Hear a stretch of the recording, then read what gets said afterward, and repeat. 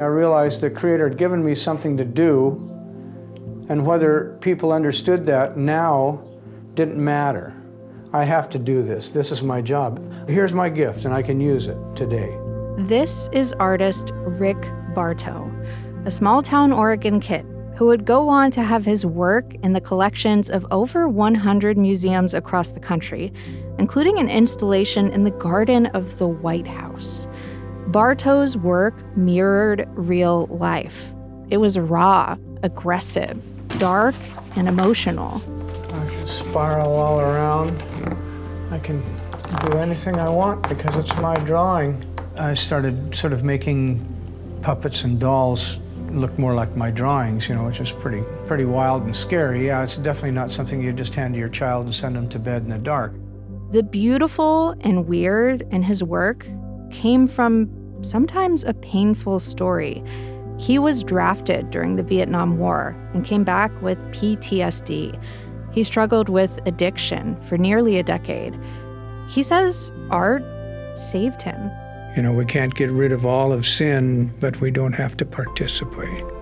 And so what I try to do is not end up the way I was going before, but I'm still a person. So in the art, a lot of the art is talking about lives of transformation. He was not shy about expressing things about himself that, might be considered dark or ugly. He was just being who he was, and that was a complex person who dealt with a lot of tragedy and probably made some decisions that he regretted and wasn't afraid to show that to the world through his work.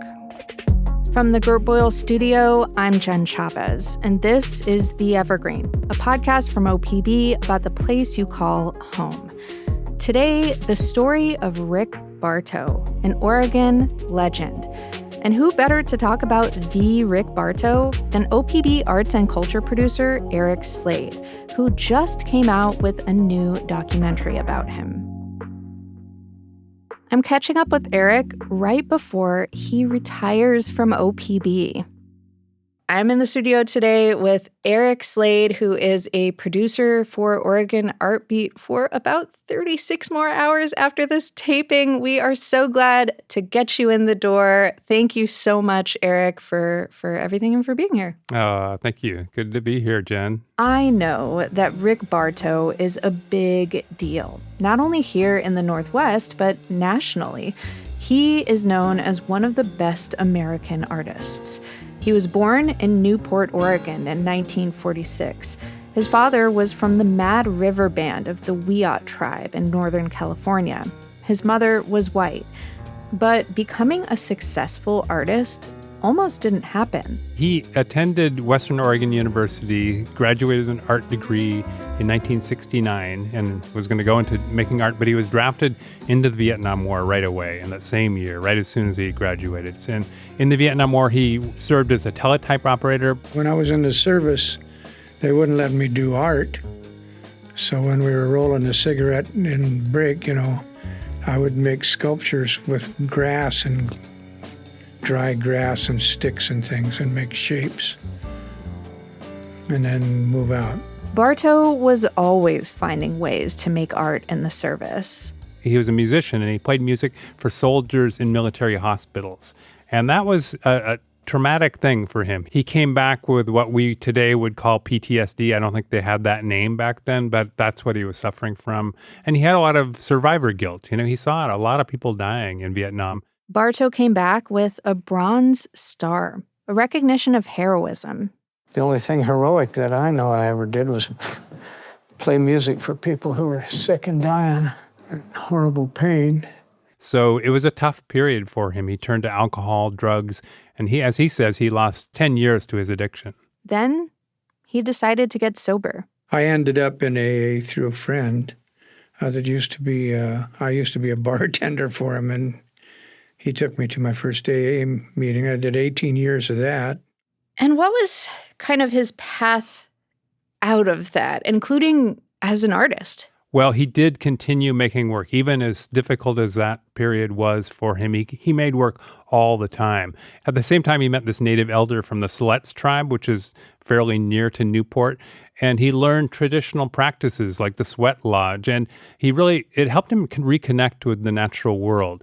And he was also, as I said, he was creating art all the time. Then through a thief that I knew, got me into regular AA, but then he showed me the sweat house, the Red Road native spiritual, way of living, which I've been at it now, and now it's been like probably 33 years that I've been clean and sober now. Bartow found a huge pad of newsprint and began to draw. In his eyes, he was exorcising the demons that had made him strange to himself. I could only afford graphite at the time, and that made a black drawing on a white sheet of paper. But in the end, what a wonderful spiritual sort of symbol, light and dark, it's the dance, Over time, he's dealing with mortality, death, and grieving. Yeah, plain and simple. I drew myself straight, not only from PTSD stuff, but also from alcoholism. Sometimes there are self-portraits where you see a skull behind him or you see the skull within him. Kathleen Ash Milby is the Portland Art Museum's curator of Native American art. This is the sound of Bartow throwing charcoal on a huge canvas in his studio. OPB visited him there in 2002. It's almost like he was attacking the surface of the paper. And he's making these marks on the paper in this very spontaneous way. It's clear he doesn't know what he's doing. It's clear he has not planned what he's going to do next. And so that moment of creation is present on the paper. And so when you see it later, you're right there with it. You're in the moment when he created it. And that's, I think that's what's unique about him and then he's working something out. He's clearly working something out in the artwork. And we get taken along that ride as he does that. I do think there is a raw emotional quality to his work, especially his works on paper. It really feels very spontaneous. If there was something he didn't like, he would cross it out. I can spiral all around. I can do anything I want because it's my drawing. But I really like these eyes, the way they were working. There's something going on there. Bartow's emotional experience really informed his work as an artist. One example was his piece called Things You Know But Cannot Explain, a black and white drawing from the early 70s. And it's a really dramatic solo figure with this very anguished expression on his face. And you can see really bold pencil marks and eraser marks. It's a beautiful piece, but also a really chilling piece, difficult to look at in some ways. How do all of these feelings look in his art? Because I really feel like the feeling is there. I think the emotion comes out with color, with the facial expressions you see, with some of the symbols he puts into his work. And you can also really see the marks of his making. You can see the experience of him making the work, and you can see the emotion coming out through that. When you're looking at a Rick Bartow piece, I feel like you're almost there in the studio with him in the moment of his creation of that work. And I think it's the reason we connect with it, because it's so present, Ash Milby says he was not shy about expressing things about himself that might be considered dark or ugly. He was just being who he was, and that was a complex person who dealt with a lot of tragedy and probably made some decisions that he regretted and wasn't afraid to show that to the world through his work. Sometimes Bartow erased as much as he drew. He even said, "I use erasure because my life has been shaped as much by what I have lost as by what I have gained." He lost his father when he was 5. He witnessed countless deaths in Vietnam, and his first wife died 12 years into their marriage. Bartow recorded these losses and his own transformations in an ongoing series of self-portraits. Artist's Upset Self is a very good example of one of his self-portraits. You can recognize him immediately from the glasses he's wearing and the shape of his nose. He is frowning, and his face is kind of emerging from a dark background. Curator Kathleen Ash Milby again. But in other cases, I think that he is using animal imagery to express some part of himself. There's one work on paper in particular called Alpha, My Anger, and it is a dog, and it's kind of viciously snarling at the viewer. I see that as the self-portrait as well. The core of Bartow's work is transformation. And he really identified with the character of Coyote, who is a trickster figure in a lot of Native American stories. In his work, you often see these animals transforming back and forth from human to beast. People get caught saying, "Oh, are you a shamanic artist?" No, I'm just an artist who thinks that people and animals share the same bed. And if the bed isn't comfortable for them, it's not going to be comfortable for us very long. And you see that where an animal, you can't even tell sometimes, was he painting an animal or was he painting a human? They go back and forth, and you can't tell, did it start human and start turning into an animal, or was it the other way around? And I love that about his work. And so, I think some of the emotions we associate with an animal, like an angry bear, charging you and raging at you, or a coyote, those things come out in the work through these animal imagery. So transformation is a huge part of what he does. Coming up after a break, how Rick Bartow achieved success on the national stage and then faced darkness yet again.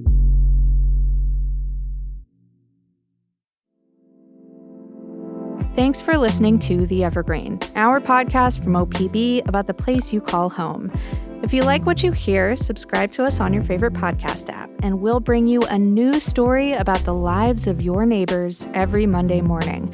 You can also follow OPB on Instagram @OPBphoto, or follow me directly @Jen Chavez OPB. That's Jen with 2 N's, and I'll keep you posted on what Team Evergreen is up to. And remember, this episode about artist Rick Bartow and all the great OPB reporting and storytelling you hear on the show is made possible by the support of many thousands of OPB members. Community-powered arts coverage about work that moves and challenges us is a beautiful thing. Support our journalism by becoming an OPB sustaining member today at opb.org/pod. And now, back to the show. Bartow didn't just paint and draw. He was also an incredible sculptor. Dog Pack is a collection of 3 dog sculptures that Bartow did. They have kind of this gnarly look to them, but when you look up close, you think maybe they're not so bad. Maybe they're just street dogs that might be misunderstood. And they're really interesting. They're carved wood, but there's nails coming out of their back. And they're kind of scary, but they're also kind of sweet and lovable. So it's, at first glance, they look a little fierce, but when you look closer, it's sort of like, they're sort of lovable and sweet. So I love his small sculptures too. Did Bartow have any artistic influences, people he looked to for inspiration, to kind of create his distinctive style that we see in his work? Yeah, lots. And he was clearly inspired by other native artists like Fritz Scholder, but he was a real scholar of Western art too. But what people tell me is in his studio, he had bookshelves full of books, and all the great classic books of art and big coffee table books. He was clearly influenced by a lot of these artists. You can see real direct influences from Richard Diebenkorn, Francis Bacon. I mean, Basquiat, you can definitely see the graffiti on the canvas. You can definitely see that in his work too. He even has a piece that's called Knock Goya that's a direct reference to an image by Francisco Goya. So yeah, he was definitely influenced by lots of great artists. As Bartow's work progressed, his paintings and sculptures grew larger, more colorful. More museums took note, and his presence in the art world blossomed. In 1997, his carving, The Cedar Mill Pole, was installed in the Jacqueline Kennedy Garden at the White House. He followed that up in 2012 with a pair of wood carvings titled We Were Always Here, now a permanent installation at the National Museum of the American Indian in Washington, D.C. And then, in 2013, Bartow suffered a major stroke, forcing him to relearn how to speak and how to paint. So Sing Crow was a painting that was done not long after this experience. There's a figure that's hunched over. It's not really a comfortable work to look at. His work was, once again, all about recovery. I don't think that his health problems ever kept him from continuing to express himself through art. Being able to continue to make work as long as he could to almost the end of his life was quite important. The colors get more brighter. The one thing that I keep falling back to is that I'm now 68 years old, and that's the first time in my life I've been 68 years old that I've lucked out through a lot of different things that could have been fatal.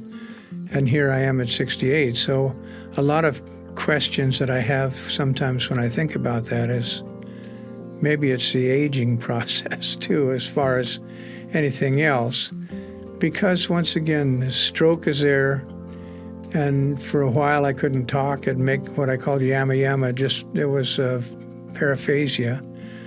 And everything can be a bummer, or everything can be enriching. And I just love art, and I want to keep going art forward. Everything can be a bummer, or everything can be enriching. I love that idea. Bartow also says it's about putting one foot in front of the other. And part of it also, I'll tell you, just right out the bottom, a lot of it's just denial. He's not sure denial is good, but when you think about, I could die sitting here talking to you right now, I could follow and that'd be it. That's a real thing after I've got close to it, and I heard it and felt it and tasted it, and a year and a half, and now I'm aware of that, but it doesn't list the fact that it's not waiting for it, and now I've seen that. And now once I've seen inside that box, I can't really close the door on it again to say that that's not going to happen to me, because now I've learned that there is a circle and there's an end in that circle. So the same thing with all these situations. If someone, what they used to say something about relationships or about about praying life, if you leave your light under the bucket, nobody can see you.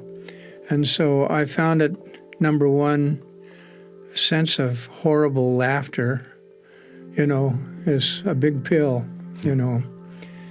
But the other thing is, if somebody else says you can help somebody, I'd rather do that than be caught found in the corner sucking my thumb and saying, it didn't work. I was kind of grumpy today because I feel good, because yesterday was really pretty rough. It wasn't hurty, it was very uncomfortable yesterday.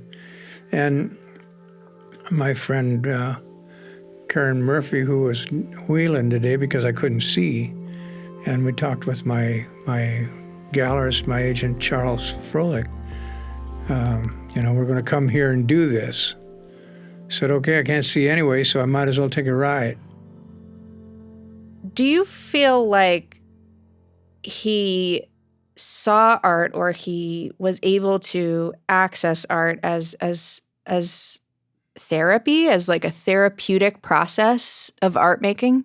Yeah, he actually said, he said this more than once in his life, that my art has never stopped being therapy. So he used art as his therapy, but it was also his art. So, and I think that's why we love it. It's because we can see the human part of him in his work, and we feel it inside ourselves as we look at the work. I wonder if it's like therapy for the viewer as well, just because of how big of a part of that process it is for him? I think so. I mean, and I think part of it is too, like it feels so intimate. I mean, I feel like when I'm looking at Rick Bartow, I feel like he's let me into his very personal, very vulnerable spaces. And it opens that up in me too. So it's hard to look at his work, really, if you really sink into it and not feel that emotion that he was feeling. And it's very stirring to me.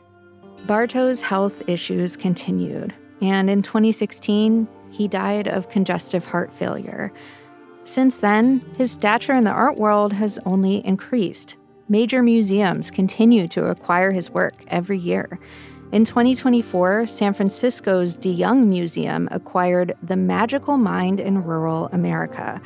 18 feet wide and 6 feet tall, it's the largest piece Bartow ever created. I do think that he felt like he was leaving a mark and leaving evidence of who he was. And I don't know if he was really thinking about the far future and how his work would be viewed by so many other people. I almost think that for someone like Rick, his success might have even been somewhat of a surprise. I feel like his work was so introspective for so long that he was really making it for himself. While Bartow's work was raw and emotional, he was a very warm and playful person. He was very deep. He worked on some very heavy topics, but he also seemed to really love playing around and laughing with people. So yeah, that's what everyone says about him. I guess you have to be able to have a sense of playfulness to work in this place of darkness, I guess. For sure. I think that was probably his route through a lot of the darknesses in his life, is to find that sweeter, lighter side. One remarkable thing about Bartow, this internationally famous artist, is that even as his career grew bigger and bigger, he stayed right here in Oregon. He never left his hometown of Newport. He even sang his own compositions at Moe's in Newport. Want to have a little peace of mind, that's when you hear me say, look out, trouble, you can't fool me, I see reality. Trouble, you can't fool me, trying to get the ups on me. So he had land, his family land, and he stayed there the whole time. He built some studios there, kind of little shacks, and depending on what kind of work he was doing, he would move from one studio to the other. But yeah, I think being on the land that he grew up in, being on his family's ancestral land was really important to him personally and important to the work he was doing. His work was very connected to nature, very connected to the natural world. And I think being there on his family's land was important to him. So yeah, I mean, he became a big deal. And most artists, when they become bigger, they either, at least move to Portland, right? or move to Los Angeles or New York. But Rick Bartow always stayed in Newport his whole career.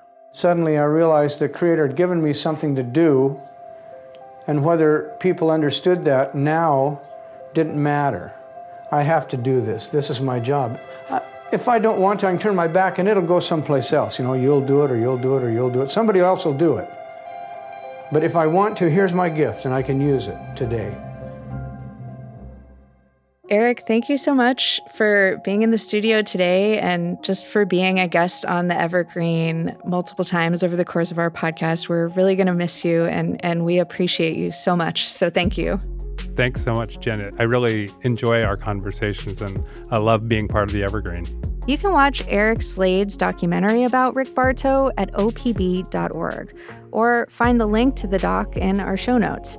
And catch the exhibition Rick Bartow, Storyteller at the Portland Art Museum until May 23rd, 2026. Thank you for listening to The Evergreen, a podcast from OPB. Mia Estrada produced this episode, and our technical director is Stephen Cray. Nalene Silva engineered the episode. Stephen Cray mixed, mastered, and scored the episode. The OPB podcast team also includes Julie Sabatier and Sage Van Wing. Eric Slade, Dave Miller, and Casey Cowan did the interviews you heard. The music in this episode is from Audio Network. And if you have a question for us, do not hesitate to reach out. Email us at theevergreen@opb.org. I'm Jen Chavez. Catch you later.